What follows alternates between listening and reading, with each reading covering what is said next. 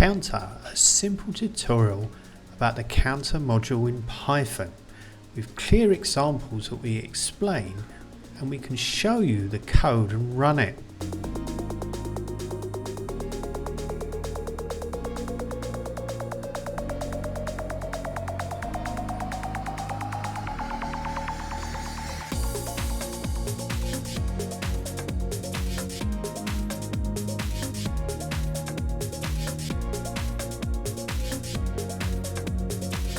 Here we're going to look at counter.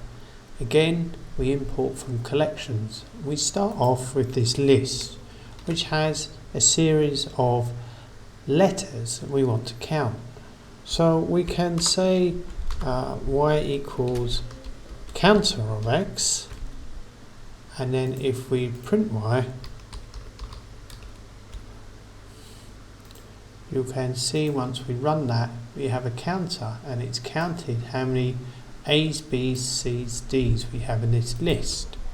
Now this will work with tuples, so let's try that with a tuple. Obviously it's the same.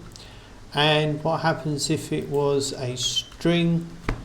We could count that as well. Let's say a few A's and a few B's, C's, D's and E's.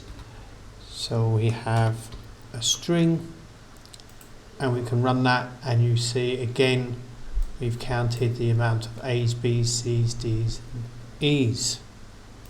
If we look at the Python documentation, you can see we've got the counter objects, and this gives us some examples and also what methods we might be able to use. Elements, most common, subtract, update. So let's explain these methods. Something we can do with counter is see most common. So we can print cy dot most common, and let's say the most common 3. So when we print that, we can see that A, B and C are our 3 most common elements. So we could try most common 1, which would be A, and there we go, there we have A. Now you see that gives us a tuple inside a list, so we could change that to, let's say, Z equals Y most common, and then if we were to print Z, then that would print the tuple, print the list of tuples. So if we put C0, then that will be the tuple A4. So we could then, if we wanted to see the first element, let's say 0, 0 would be A, or 0, 1 would be the amount, which is 4. So we can use most common with the counter. What if you want to see all the elements with a count that's greater than 0? So let's say letters equals y dot elements, and then if we print letters, you'll see we have this iterative tools. So that means that we can run a loop over letters,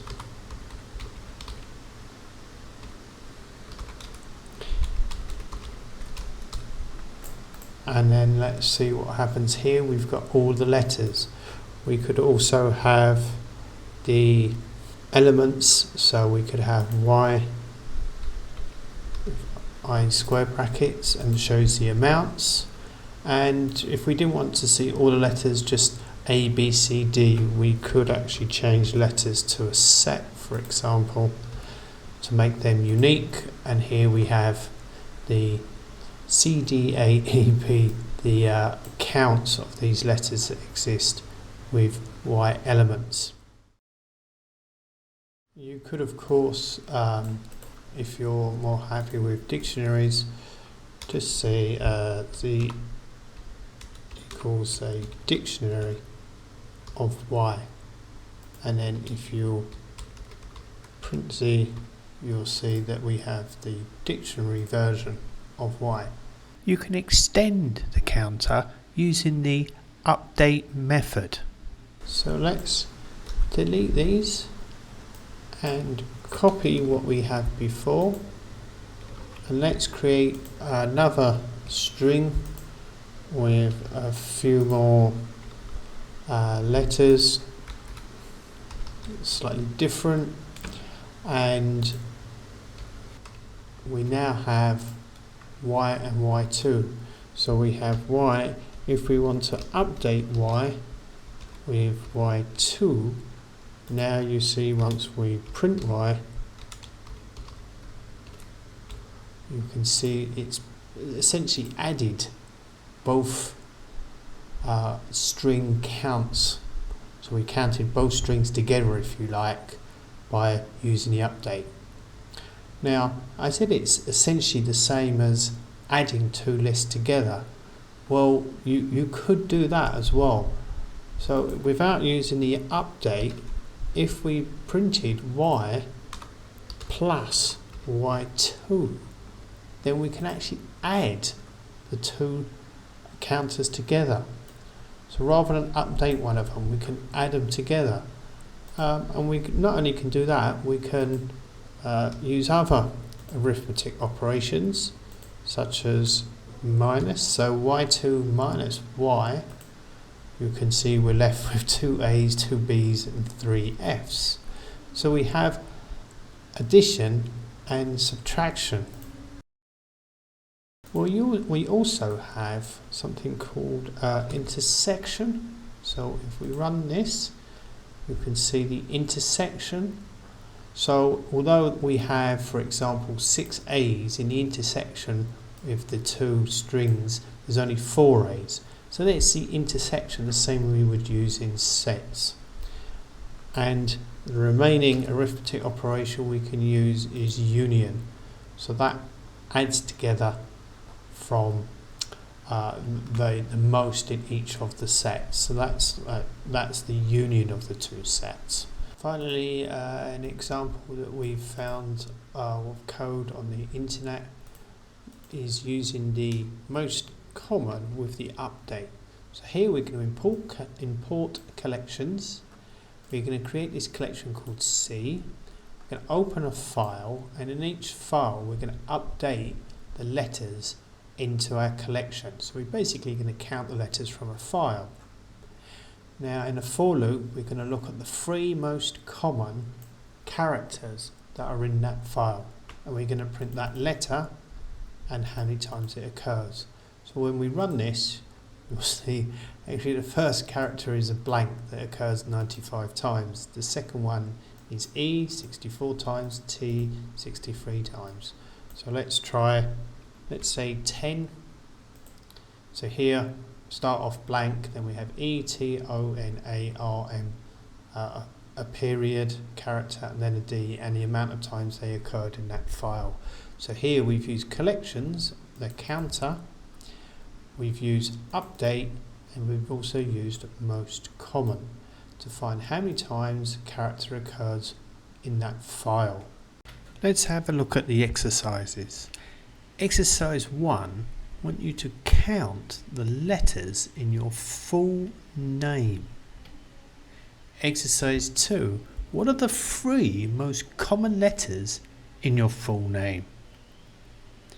Exercise 3, update that counter with the letters of the title of this video.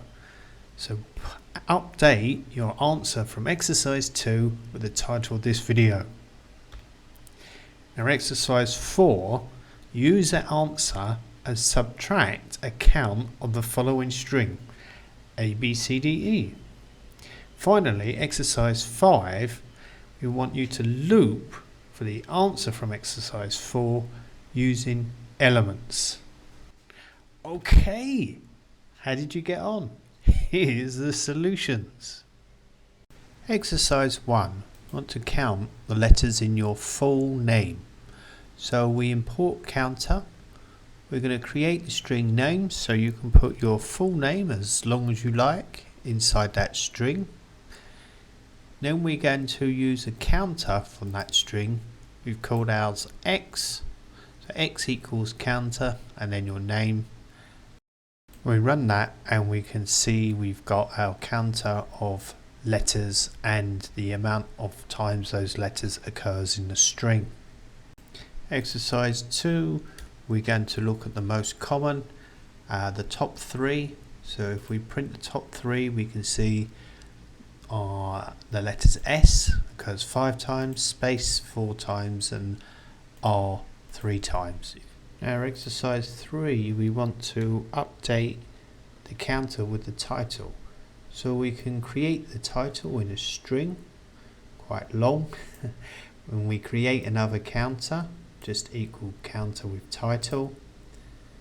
We update, so we have the original counter, or we could have the original counter with the updated new one, and then we could print that. So exercise 3, now we've got the new updated counter. Now in exercise 4 we needed to subtract a string from this. So we have the A, B, C, D, we count them, and then we could just simply say x minus this new counter, and if we print that, you can see in our answers, for example, E occurred 6 times before and now it occurs 5 times. A twice, where previously, if we can find A, was 3 times. So that's subtracted the first counter minus the second counter. Finally, we want to loop over that counter. We can do that by using elements. So here we have the answer dot elements, and that is something we can iterate over. So we can use a for loop. And in this example, we're going to look at all the letters and the counts.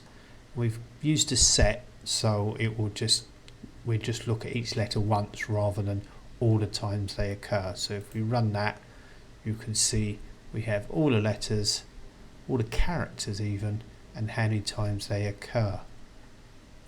Notice here that we've got the uppercase, so uppercase and lowercase t are treated differently.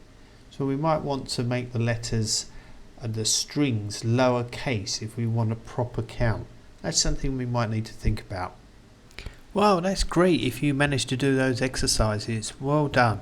And thank you for watching this video. Now if you've learned anything from this video, why not subscribe and learn more from our simple tutorials? Why not even share?